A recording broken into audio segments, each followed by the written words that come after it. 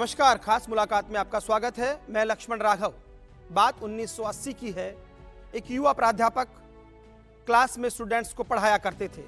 उस वक्त हथियार होता था चोक और डस्टर, लेकिन कांग्रेस उनको अपना सिंबल हाथ थमाती है और उसके बाद उस शख्स ने पिछले 40 सालों में राजनीति में अपने सफर को बदस्तूर जारी रखा है। भले ही कुछ हार मिली, लेकिन 10वीं बार वो फिर से मैदान में है। जी हां, हम बात कर रहे हैं कांग्रेस नेता और कांग्रेस के प्रत्याशी डॉक्टर बीडी कल्ला से। बीडी कल्ला एक ऐसे शख्स जो कई बार मंत्री रहे, लेकिन खास बात यह है कि वो प्रतिपक्ष नेता और कांग्रेस के प्रदेशाध्यक्ष भी साथ ही रहे।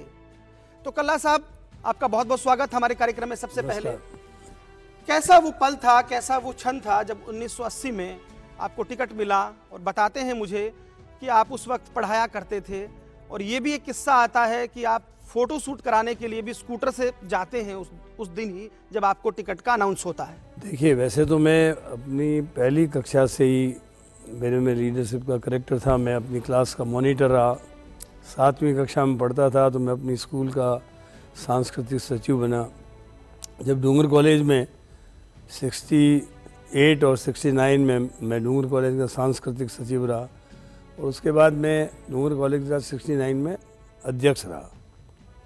उसके बाद मैं लेक्चरर बना जब रामप्रिया कॉलेज में, तो इंदिरा गांधी जी को लोकतांत्रिक तरीके से जो चुनी हुई थी उसको जेल भेज दिया गया। तो उसके प्रोटेस्ट में मैं सैकड़ों लोगों के साथ गिरफ्तार हुआ और वहाँ मैंने लोगों की सेवा की। तो हमारे अध्यक्ष उस समय रावतमल जी कोचर थे। उन्होंने कहा कि इसको राजनीति में लाना चाहिए। मेरे को कहा, शुरू में मैंने एमपी का टिकट मांगा, मुझे नहीं मिला। लेकिन उसके बाद जब 5-1 महीने बाद जब दूसरा विधानसभा का इलेक्शन हुआ तो मुझे टिकट मिला, और मैंने लगातार कोशिश करके और टिकट हासिल करने के बाद चुनाव जीता।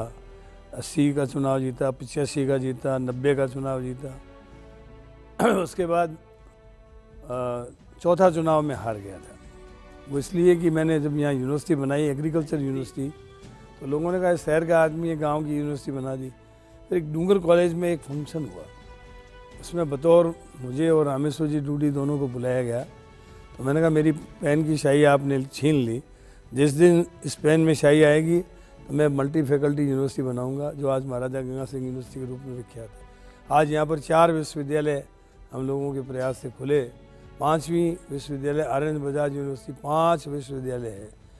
शुरू में हमने यूनिवर्सिटियों के लिए लाठी बाटा जंग हुआ था, उसमें स्टेडियम तक पुलिस हमको खदेड़ के लिए। मैं आऊंगा, यानी शुरू से ही आप लीडरशिप कहीं ना कहीं करते रहे। लेकिन आपकी टिकट को लेकर एक किस्सा है, और ये हकीकत भी है कि जब इस बार भी पहली लिस्ट में नाम नहीं आया और जिस तरह की चीजें हुई, उस वक्त भी गांधी परिवार का साथ काम आया। और कहते हैं कि 1980 में जब टिकट मिला तो आप जिस संस्थान में काम करते थे या टीचर थे, वहीं के एक शख्स ने बड़ा साथ दिया, और कहते हैं इंदिरा गांधी की भूमिका रही इंदिरा गांधी की। देखिए, जब हम इंदिरा गांधी के जेल जाने पर प्रोटेस्ट में जेल गए थे, तो हमारे प्राचार्य रविंद्रनाथ जी टिक्कू साहब, उनकी पत्नी रमा टिक्कू जी और कई लोग हमारे साथ ये सब गिरफ्तार हुए। तो निश्चित रूप से रविंद्रनाथ जी टिक्कू जो हैं, उनके मामा जी इंदिरा जी के मौसा जी थे, उनका हमें सहयोग मिला। पीएन काटजू साहब, हमारे यहाँ लोकल नेता जो हैं हमारे मोहम्मद उस्मान आरिफ साहब, उनका सहयोग मिला। और उसके आधार पर मुझे मतलब क्या है, ज़्यादा कहीं घूमना नहीं पड़ा, और एक पहचान बनी कि यूथ को टिकट देना है। और यूथ में हमारे अध्यक्ष मेरे साथ थे। सारी चीज़ें नीचे से लेके ऊपर तक सही रही, और उसके कारण से मुझे टिकट मिला। तो कुल मिला करके वो कहते हैं ना, slow and steady wins the race. पर कहते हैं कि 77 में गोपाल जोशी ने हार के डर से टिकट के लिए ना कर दिया था, और 80 में जब वो टिकट चाहते थे तो कांग्रेस को लगा कि बीडी कल्ला ज़्यादा बेहतर विकल्प है। गोपाल जी से हमारे बहुत एक तरीके से मेरा घर उनका नानी ससुराल है। हम उनके एक तरीके से ब्रदर इन लॉ साले लगते हैं। उनकी हमने हमेशा इज्जत की। ये बात ज़रूर है कि 77 में जो है टिकट गोकुल प्रसाद जी को मिल गया था, कोई दिक्कत नहीं थी। उसके बाद में 80 में भी हमने टिकट मांगा, लेकिन उसके बाद जब मैं मिनिस्टर बन गया तो मैंने 2 बार उनको सहयोग करके लूणकरणसर और कोलायत में टिकट दिलवाए। लेकिन एक बात है, बीकानेर और बीडी कल्ला एक दूसरे के पर्याय हैं। बड़ा नाम आपका भी उसी तरह से है, जैसे कोटा से शांति धारीवाल का जिक्र होता है, मुख्यमंत्री अशोक गहलोत का जोधपुर से जिक्र होता है, आपका जिक्र जब आता है तो बीकानेर की बात उसी तरह आती है। लेकिन साहब, एक सवाल भी उठता है कि जोधपुर और कोटा जहां पहुंचे वहां बीकानेर नहीं पहुंच पाया, तो क्या लगता है, क्या मानते हैं, कहां कमी रही, या क्यों लगता है कि इस बार मौका मिलेगा तो शायद कुछ चीज बदलेंगे? देखिए, हर चीज़ का आज जैसे रिवर फ्रंट बीकानेर में बन ही नहीं सकता, रिवर है नहीं, डेजर्ट है यहाँ। लेकिन एजुकेशन के क्षेत्र में आज भी बीकानेर कोटा से आगे है। आप पूछेंगे कैसे? हमारे यहाँ मल्टी फैकल्टी यूनिवर्सिटी है, एग्रीकल्चर यूनिवर्सिटी है, हमारे यहाँ टेक्निकल यूनिवर्सिटी है, हमारे यहाँ वेटनरी यूनिवर्सिटी है। आप बताइए कोटा में इतनी यूनिवर्सिटियाँ हैं क्या? नंबर 1 शिक्षा में आपका मानना है, लेकिन वहाँ भी टेक्निकल यूनिवर्सिटी वहाँ भी है, टेक्निकल एग्रीकल्चर नहीं, वेटनरी नहीं है, वेटनरी नहीं है। हाँ, तो इसी प्रकार से जो एग्रो बिजनेस मैनेजमेंट का कोर्स केवल बीकानेर में, राजस्थान में कहीं नहीं है। मैंने बीकानेर को शैक्षणिक दृष्टि से राजस्थान का एक हब बनाने की कोशिश की और वो बना है। इसके अलावा हमारे यहाँ 4 नेशनल लेवल के रिसर्च इंस्टीट्यूट है जो कोटा में कहाँ है। नहीं, ठीक बात है, आपने कुछ काम कराया, लेकिन फिर भी साहब कोटा को भी शिक्षा नगरी कहते हैं। देखिए, दूसरी बात, बरसिंग सर पलाना थर्मल पावर प्रोजेक्ट, आप देखिए कितने वर्षों से हम पलाना बिजली घर की बात कर रहे थे, मैं लेके आया। कोलायत गजनेर लिफ्ट, बजू लिफ्ट में लेके आया। मैंने केवल बीकानेर का डेवलपमेंट नहीं किया, मैंने पूरे ज़िले के डेवलपमेंट का, राजस्थान के डेवलपमेंट का ध्यान रखा। और फिर यहाँ की यूआईटी और वहाँ की यूआईटी में बहुत फ़र्क है। आज कोटा में जो भी काम हुए हैं उसमें वहाँ की यूआईटी का बहुत प्रमुख रोल है। वहाँ की यूआईटी के पास हज़ारों करोड़ रुपए हैं। हमारे यहाँ तो यूआईटी बीजेपी छोड़ के गई थी तो कर्जा था। फिर एक और नई बात बताता हूँ आपको, वहाँ पर उन्होंने road over bridge, under bridge बनाए हैं। तो मैंने भी यहाँ पर आप देखिए रानी बाज़ार में रोड ओवर ब्रिज बना दिया, चौखूंटी पर बनाया, एमएस कॉलेज रोड पे बनाया, पूगल रोड पे बनाया, पवनपुरी में बनाया, अभी रानी बाज़ार में अंडर ब्रिज बना दिया। और सांखला फाटक और कोर्ट गेट, इन दोनों पे 35 करोड़ रुपए की राशि स्वीकृत हुई है। और आगामी कोई कानूनी अड़चन नहीं आई तो 7-8 महीने में इनको मैं पूरा कर दूंगा। ये कल्ला जी बड़ा सवाल आपके लिए भी है, और आप हर चुनाव में कहीं ना कहीं बात होती है। भाजपा इस पर चुनाव भी जीत गई, एक बार ऐसा भी हुआ। तो क्या लगता है इस बार जो बात आप कह रहे हैं कि राशि स्वीकृत है और कोर्ट का अड़ंगा नहीं में आया, तो वास्तव में बीकानेर की ये जो समस्या है, जो नासूर है, हल हो जाएगी? निश्चित रूप से हल होगी। मैंने तो पहले भी, जब मैं स्वायत्त शासन विभाग का मंत्री था, तो मैंने 61 करोड़ 12 लाख रुपए इसके लिए मंजूर कर दिए थे। 1 करोड़ रुपये रेलवे को जमा करा दिए। और रेलवे ने एक एमओयू भेजा। उस एमओयू भेजने के वक्त में गवर्नमेंट बदल गई, बीजेपी की गवर्नमेंट आ गई, तो एमओयू पे उन्होंने 4 साल तक दस्तखत नहीं किए और वो पैसा सारा का सारा हड़ौती क्षेत्र में, झालावाड़ में ले गई। नहीं तो उस समय बाईपास बन जाता। और अभी भी मैंने पूरी कोशिश की कि हमारे वर्तमान एमपी और जो केंद्र में राज्य मंत्री हैं उनके साथ में स्वयं मिलने गया था, रेल मंत्री अर्जुन मेघवाल के साथ आपने और उन्होंने हमें आश्वस्त भी किया था, हम 6 महीने मुझे समय दो, मैं इसको देखता हूँ। लेकिन 12 महीने से ऊपर निकल गए। फिर हमने ये सोचा कि कोई न कोई सॉल्यूशन निकाला जाए, तब ये 35 करोड़ रुपए की वित्तीय और प्रशासनिक स्वीकृति हमने निकाली है। कुल मिलाकर के मैंने हमेशा प्रयत्न किया है। अब केवल ये 2 फाटक रह गए। यहाँ पर इंदिरा गांधी कैनाल परियोजना की जो कॉलोनी है और अनाज मंडी है, इसके बीच में भी मैंने एक रोड ओवर ब्रिज मंजूर करा चुका है। उसका 75% काम हो चुका है, लेकिन उसमें एक कानूनी अड़चन आ गई, उसके कारण से वो रुका हुआ है। वो भी 7-8 महीने में मैं पूरा करवा दूँगा। तो ये चूंकि इसके पीछे कहानियां बहुत चलती हैं, तो क्या लगता है ये वास्तव में जो आप कह रहे हैं, जनता भी तो हो गया ना, 10वां चुनाव है आपका, तो क्या आपके वर्ड्स पर जनता इस बार फिर क्यों वोट करे? 10वें चुनाव में आपको बताया ना मैंने, रानी बाजार का, चौखूंटी का और एमएस कॉलेज वाली रोड का, पूगल रोड पे, ये सब नाल पे, इन सब जगहों पे हमने रोड ओवर ब्रिज बनाए हैं। लेकिन चूंकि रेल बाईपास का जो मामला था उसके ऊपर केंद्र सरकार ने पहले तो निर्णय नहीं किया, और जब निर्णय किया तो उस समय जो है राजस्थान में सरकार बीजेपी की थी, उनके कारण ही डिले हो गया। नहीं तो बाईपास बन चुका होता। तो देखिए, बीडी कल्ला से हम विकास के मुद्दों के साथ साथ कुछ राजनीतिक मसलों पर भी ये बातचीत जारी रखेंगे, लेकिन यहाँ हम रुकते हैं एक छोटे से ब्रेक के लिए। ब्रेक के बाद फिर हाजिर होंगे और पूछेंगे कुछ और सवाल जो सीधे जुड़े हैं जनता से।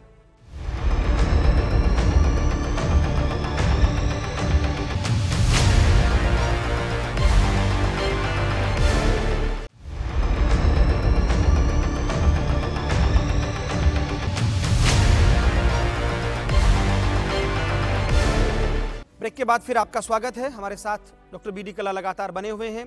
कल्ला साहब, ये बात हुई कि आपने क्या किया, लेकिन आपकी टिकट की जब बात चल रही थी तो इस बार बहुत सारा पानी बहा और ये संयोग मानिए पिछली बार भी ऐसा हुआ, आप चुनाव जीते। इस बार भी हालांकि आप बहुत कॉन्फिडेंट थे, जो बाहर से लोग आ रहे थे उनको लेकर आपने बात भी कही और आपका वो बयान भी मुझे याद आता है जब आपने कहा कि मैं भले ही 72 साल का हूँ लेकिन आप दौड़ लीजिए मेरे साथ, मैं बिल्कुल फिट हूँ, योगा करता हूँ। तो वो टिकट मिलने की कहानी इस बार भी, कितने आप कॉन्फिडेंट थे, क्या अड़चने थी और अब उन सबको आप साध कर चल पा रहे हैं? इस बार आपने देखा होगा मैं दिल्ली कभी नहीं गया, मुझे पूरा कॉन्फिडेंस था कि मेरा टिकट मिलेगा, क्योंकि मैंने काम किया है और मैं सिटिंग एमएलए हूँ। पिछली बार 2 बार मैं हमारे डिलिमिटेशन के कारण कॉन्स्टिट्यूंसी में बदलाव आ गया था। जहाँ से मैं 25,000 से जीतता था वो कॉन्स्टिट्यूंसी पूर्व में मिला दी और पुरानी कोलायत कॉन्स्टिट्यूंसी जहाँ बीजेपी 70-75 हज़ार वोटों से जीतती थी वो पश्चिम में मिला दी और फिर मेरे बहनोई जी को मेरे सामने खड़ा कर दिया बीजेपी ने। इस कारण से तीबरिया लग गए थे, तो मैं 2 इलेक्शन लूज़ कर गया था। लेकिन पिछला इलेक्शन मैंने लोगों से कहा मैं चुनाव नहीं लड़ूंगा, तो लोगों ने कहा लड़ना पड़ेगा, यहाँ की साइकोलॉजी को मैं जानता हूँ। तो मैंने कहा चुनाव हारने के लिए नहीं लड़ा जाता है, जीतने के लिए लड़ा जाता है, तो वे जिताएंगे। तो मैंने कहा मैं देखता हूँ। फिर मेरा टिकट कट गया तो और सिंपैथी हो गई लोगों, और जब टिकट मुझे मिल गया तो लोगों ने जिताया भी और मैंने जो मुझे मौका मिला मैंने एक एक क्षण का उपयोग राजस्थान और बीकानेर के विकास के लिए किया। इस बार बहनोई तो दिवंगत हो गए और भाजपा ने एक हिंदुत्व का कार्ड खेला है, जेठानंद व्यास को टिकट दी है जो आपके सामने चुनाव लड़ रहे हैं। मोदी जी भी आ रहे हैं उनके लिए रोड शो करने में, बीडी कल्ला कैसे देखते हैं? देखिए, पिछले बार भारतीय जनता पार्टी ने बिना वजह ये कहा कि बीडी कल्ला ने भारत माता की जय बोलने से मना कर दिया, जबकि मैंने कभी मना नहीं किया था। मैंने ये इशू बना लिया कि भारत माता की जय बोलने से मना किया है तो मुझे वोट मत देना, और आपको ये विश्वास हो कि मैं भारत माता के लिए अपनी जान दे सकता हूँ तो आपके वोट का हकदार मैं हूँ। इस बार भी ये लोग जिस तरीके से 80-20 अथवा दूसरी बातें करते हैं, ये यहाँ नहीं चलेगी। उनको पता है कि मैं मेरे प्रतिद्वंदी से ज़्यादा आध्यात्मिक हूँ और नियमित रूप से धर्म, अर्थ, काम, मोक्ष, ये जो 4 पुरुषार्थ हैं, इसमें धर्म का जो पक्ष है इसमें भजन, भोग और रोग ये गुप्त होते हैं। मैं कभी भी पाखंड करके पूजा नहीं करता। मैंने कभी पूजा का करते वक्त कोई कामना नहीं की। मैं पूजा में हमेशा ये करता हूँ कि ये ब्रह्मार्पण मस्तु, शिवार्पण मस्तु, यानी पूजा करके उनके ही अर्पित कर देते हैं। यानी आप धर्म और पूजा के नाम पर पॉलिटिकल माइलेज नहीं चाहते, ये कहना चाह रहे हैं? धर्म मैं उसको भुनाना नहीं चाहता, क्योंकि ये चीज़ें मोक्ष के लिए होती हैं।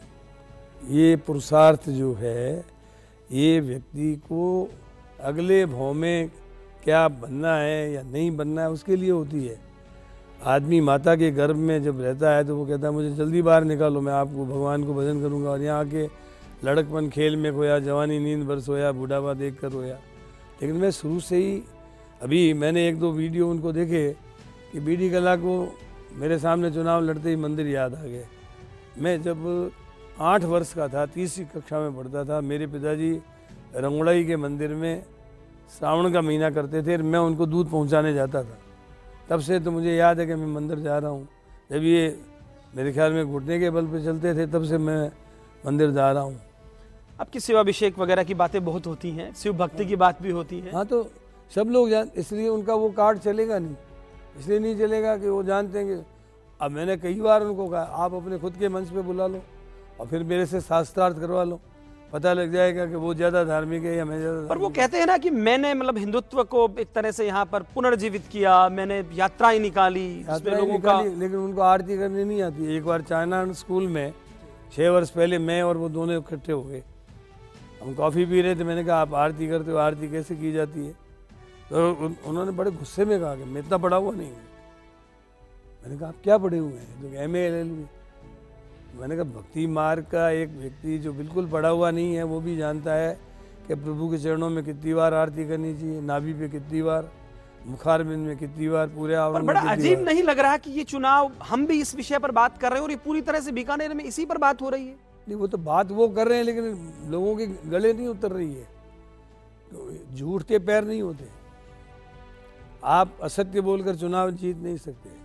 सब जानते हैं कि बीडी कल्ला उनसे बड़ा धार्मिक यानी है। आपका कहना, मैंने कभी जूते पहन के आरती नहीं की, मैंने जूते पहन के कभी हनुमान चालीसा नहीं की। आपका कहना यह कि और कोई मुद्दा ही नहीं उनके पास? और क्या है, और तो गड़ गड़ के कोई न कोई बात करते रहते हैं। अब मैंने बताया ना कि मेरे को मंदिर जाना सिखा दिया। मोदी का आना क्या मतलब, कैसे देखते हैं आप? वो अपने कैंडिडेट के पक्ष में आएंगे, इसमें कोई बुरी बात नहीं है, लेकिन सवाल इस बात का है कि यहाँ लोगों को विधानसभा का प्रतिनिधि चुनना है और उसमें कौन अनुभवी है, कौन पढ़ा लिखा है, कौन ज़्यादा सेवा कर सकता है। मेरा हमेशा मेरा कर्म है सेवा, मेरा धर्म है सेवा, मेरा ईमान है सेवा। इस आधार पर बीकानेर की और राजस्थान की सेवा की है। मैंने कल एक बात उजागर की थी कि मैं जब शिक्षा मंत्री था 1988-89 में, उस समय मुक्तिलाल जी भार्गव कोटपुतली के MLA थे। उन्होंने मुझे एक प्राइवेट स्कूल जो जवाहरलाल नेहरू मार्ग पे बनी हुई है 16 बीघा में, मुझे कहा कि ये स्कूल आप ले लो नहीं तो भूमाफिया मुझे मार देंगे। तो मैंने उनको बहुत समझाया लेकिन माने नहीं, तो मैंने उसको टेक ओवर कर लिया। टेक ओवर करने के 1 घंटे बाद उन्हीं माफियाओं का मेरे पास फ़ोन आया कि आप 5 करोड़ रुपए लेके यहाँ से हट जाओ नहीं तो आपको गोली से उड़ा देंगे। मैं प्रद्युमन सिंह जी के पास गया, लिखित में मैंने शिकायत की और ये सारा वाकया लिखा। उन्होंने कहा आपकी सिक्योरिटी बढ़ा दें। मैंने कहा सिक्योरिटी तो आपने दे रखी है। जातस्य ही ध्रुव जन्मम ध्रुवम जन्मम मृत्यस्य च तस्माद अपरिहार्य थे नत्वम सोचित मरसी। जिसका जन्म हुआ है उसकी मृत्यु निश्चित है, उसको कोई रोक नहीं सकता। लेकिन मैं इन धमकियों से घबराने लड़े हैं इन मुद्दों पर, कहना ये चाह रहे हैं? मैं घबराया नहीं, मैंने रिश्वत को ठुकराया, अपनी जान का खतरा मोल लेकर दूसरे दिन जयपुर डेवलपमेंट अथॉरिटी के अधिकारी को और शिक्षा विभाग के अधिकारियों को बुलाकर मीटिंग की और मीटिंग करके एक भाग में स्कूल रखा, एक भाग में शिक्षा संकुल बना है और एक भाग जयपुर डेवलपमेंट अथॉरिटी को दिया। उसकी नीलामी से ये बना। आज 150 करोड़ रुपए की संपत्ति है, एक पैसा नहीं लगा और मैंने शिक्षा संकुल राजस्थान की जनता को समर्पित कर दिया। हमने ऐसे ऐसे काम किए। मेरे पर विधानसभा में आज तक कोई आरोप नहीं लगा और ये जो महोदय हैं रोज़ कोई न कोई घड़ के आरोप लगाते हैं। सारी बीकानेर की जनता जानती है कि किसने ज़मीन पे कब्जा कर रखा है, किसने नहीं कर रखा। मैंने तो 1 इंच पे ज़मीन पे कब्जा किया तो भगवान मुझे मतलब क्या है कि मेरे को पाप का भागी बनाए। चलिए उनको सद्बुद्धि दे। उनके आरोप पर आएंगे, लेकिन जिस तरह से बात हो रही है, कहते हैं कि बीडी कल्ला बहुत संजीदा हैं, मृदुभाषी हैं, विनम्र हैं, ये दिखता है आपके चरित्र में। लेकिन तभी आप पर आरोप लगता है, जिस पर मैं आ रहा हूँ, आपके जो सामने चुनाव लड़ रहे हैं वही लगाते हैं कि आप तो भय की राजनीति करते हैं। देखिए, मुझे तो ये पता भी नहीं था कि बीजेपी इस महाशय को टिकट देगी। मैं तो समझ रहा था जोशी जी के परिवार को टिकट मिलेगा, जो मेरे हमेशा प्रतिद्वंदी रहे हैं उस परिवार के भी मैंने ट्रांसफर कर दिए। ये जो भी बातें हैं वो घड़ के कोकड़बाजी कर रहे हैं, इसको बीकानेर में कोकड़बाज। कहीं ऐसा और आप नहीं करते हो, कोई और करता हो, ऐसा तो नहीं है आपके नाम का दुरुपयोग होता हो? आप पूरे बीकानेर का सर्वे करो, मैंने 36 कौम के काम किए हैं और जो मेरे ध्रुव विरोधी हैं उनके काम किए हैं। ये तो इसीलिए तो उनकी बात चल नहीं रही है, झूठ के पैर नहीं होते। यदि मैंने कर्मचारियों पे भय और आतंक कर, आप कर्मचारियों के जब वोट निकले तब गिन लेना, ये कर्मचारियों के वोट मुझे ज़्यादा मिलते हैं या उनको ज़्यादा मिलते हैं। अच्छा, ये 72 साल की उम्र है लगभग, आप ये चुनाव लड़ रहे हैं। मैं 74 साल के करीब है, माफ कीजिएगा, और आप ये चुनाव लड़ रहे हैं। बीकानेर की जनता क्यों वोट करे? क्या फिर ये बात नहीं होगी कि अगला चुनाव फिर आप लड़ेंगे? नहीं, अगला चुनाव मैं नहीं लड़ूंगा। इसलिए नहीं लड़ूंगा कि उस समय मैं 79 साल का हो जाऊंगा और मैं स्वयं अपनी पार्टी को कहूंगा किसी जवान आदमी को टिकट दे। बड़ी बात कह रहे हैं आप फर्स्ट इंडिया न्यूज़ पर। निश्चित रूप से उसका कारण ये है कि हर व्यक्ति को अपना उत्तराधिकारी तैयार करना चाहिए। तो मैं उत्तराधिकारी, जो भी पिछली बार मेरा टिकट कटा था तो मेरे परिवार में ये ऑफ़र की गई थी कि कि मेरी पत्नी, मेरा लड़का या मेरे परिवार का कोई व्यक्ति या कोई कार्यकर्ता, मैंने सबसे पूछा, सबने मना कर दिया। तो मैंने कहा आप जिसको चाहें टिकट दे दें। और फिर चूँकि पार्टी ने ये उसे समझा कि ये आदमी सीट निकाल सकता है, विनिंग कैंडिडेट है, मुझे टिकट दिया और अपवाद भी किया। 2 बार हारे हुओं को किसी को टिकट नहीं दिया, मेरे को टिकट पार्टी ने दिया। तो मेरी सिंसियरिटी और लॉयल्टी पार्टी के नेता जानते हैं और इसी कारण जो मुझे टिकट दिया मैं जीता भी। और इस बार तो सीटिंग की फिटिंग होनी थी। अगली बार निश्चित रूप से मैं स्वयं राजनीति से अलग नहीं होऊंगा, लेकिन जो चुनाव की राजनीति से अलग होगा। ये इमोशनल कार्ड तो नहीं है, कहीं कह रहे हो कि आखिरी चुनाव है ताकि जनता इस बार वोट कर दे? नहीं, ऐसा अभी तक मैंने कोई ज़्यादा बोला नहीं। आपके सामने पहली बार कह रहा हूँ कि अगला चुनाव जो है नौजवान को लड़ाऊंगा, ताकि कम से कम नौजवान पीढ़ी भी तो आगे बढ़े। अच्छा कला साहब, बीकानेर के लिए ऐसा क्या किया कि जनता इस बार आपको वोट करे? कुछ गिनाएंगे कुछ बातें ताकि जनता को समझ में आए? क्योंकि देखिए, मोदी कहते हैं कि मोदी है तो मुमकिन है, आपके मुख्यमंत्री कहते हैं कि हम गारंटी की बात करते हैं, तो निश्चित तौर पर बात होगी बीडी कल्ला ने यहाँ क्या किया। तो क्या ऐसी चीजें हैं जिनके सहारे आप वोट मांगेंगे? देखिए, मैंने यहाँ पर 4 विश्वविद्यालय बनवाए, 4 नेशनल लेवल के रिसर्च इंस्टीट्यूट, जिसमें national camel breeding farm, national horse breeding farm, national institute for arid horticulture, Acharya Tulsi cancer research institute, 4 national level के इंस्टीट्यूट हैं ये। इसी प्रकार यहाँ पर ऊन मंडी, अनाज मंडी, सब्जी मंडी, फलाना का बिजली घर, बस स्टैंड, जयपुर से पहले बड़ी रेल लाइन को लेके आया मैं, और फलाना का बिजली घर के बाद कोलायत, गजनेर, बज्जू की लिफ्ट मेरे हाथों से मंजूर की मैंने। और इसके अलावा पेयजल योजनाओं के लिए मैंने काफ़ी काम किया। अभी पिछले 5 सालों में ही मैं 5 कॉलेज लेके आया हूँ, Ayurveda college, public health science college, इसके अलावा आपके डेयरी साइंस कॉलेज, मुरलीधर व्यास नगर में कन्या महाविद्यालय, बीना शहर और गंगा शहर में एक और कॉलेज। बीजेपी के राज में एक 5वीं स्कूल नहीं खुली, बल्कि 50 स्कूलें बीकानेर की बंद कर दी। तो वो बंद करने वाले हैं, हम शुरू करने वाले हैं। हमने 619 करोड़ रुपए की पेयजल योजना मंजूर की है। इसके अलावा 50 कुएँ अभी तक मैं खोद चुका हूँ। यदि नहरबंदी बहुत बड़ी हो तो कुओं का पानी भी बीकानेर की जनता को मिल सके। तो कुल मिला के अच्छे काम किए। और पुरानी बिल्डिंग के लिए 16 करोड़ रुपए दिलाए। लक्ष्मीनाथ जी के मंदिर के लिए 2.5 करोड़ रुपए अभी मंजूर हुए। 71 लाख का काम हो चुका है। तो आप बिल्कुल कॉन्फिडेंट है कि विकास के मुद्दे पर जनता आपके साथ आएगी? क्योंकि बहुत सारी चीजें चल रही हैं। मेरे को विकास के मुद्दे पर लोग वोट देंगे। आगे मैं ये कह रहा हूँ कि 7 महीने में आपको रेलवे फाटक के सामने रुकना नहीं पड़ेगा। आपके 5 कॉलेज में 2.5 साल में बना दूंगा। डूंगर कॉलेज का ऑडिटोरियम अगले 2.5 साल में बना दूंगा। इसी प्रकार 30 कमरे डूंगर कॉलेज में बना दूंगा। हमारे ये जो 619 करोड़ की पेयजल योजना है, इसकी क्रियान्विति करवा दूंगा। ऐसे ही बीका जी, जो बीकानेर के संस्थापक थे, 4 करोड़ की लागत से उनका मनोरमा स्वीकृत कर दिया है, वो 2 साल में बना दूंगा। ऐसे अनेक कार्यक्रम हैं। और एक नया बीकाना बसाने का मेरा प्लान है, जिसमें एक क्रिकेट का वर्ल्ड लेवल का स्टेडियम बनाएंगे, ताकि यहाँ पर भी कभी टेस्ट हो सके और IPL के टूर्नामेंट्स वगैरह हो सके। पर डेवलपमेंट बनाम पोलराइजेशन, ध्रुवीकरण और विकास के बीच बात हो रही है। ध्रुवीकरण वो करनी है। ध्रुवीकरण में मैं कोई अलग थोड़ी हूँ उनसे। वो किसका ध्रुवीकरण करेंगे? आज मान लीजिए उनके सामने कोई और धर्म का आदमी होता तो वो ध्रुवीकरण कर सकते, तो ध्रुवीकरण किसका करेंगे? लोग सब जानते हैं कि मेरा प्रतिनिधि हिंदू है तो मैं भी हिंदू हूँ, और मैं एक ऐसा व्यक्ति हूँ जो दूसरी आस्थाओं का आदर करता हूँ। बहुत शुक्रिया कल्ला साहब, आपने समय निकाला चुनाव की व्यस्तताओं के बीच। तो ये थे डॉक्टर BD कल्ला, जिन्होंने बात की। उन्होंने कहा कि झूठ के पैर नहीं होते। ये भी कहा कि मैं भी हिंदू हूँ, भाजपा से जो लड़ रहे हैं वो भी हिंदू हूँ। किसी भी मंच पर बहस की जा सकती है, शास्त्रार्थ किया जा सकता है। खैर ये जनता तय करेगी, क्योंकि लोकतंत्र में कहते हैं जनता ही जनार्दन होती है। मुझे दीजिए इजाजत, नमस्कार।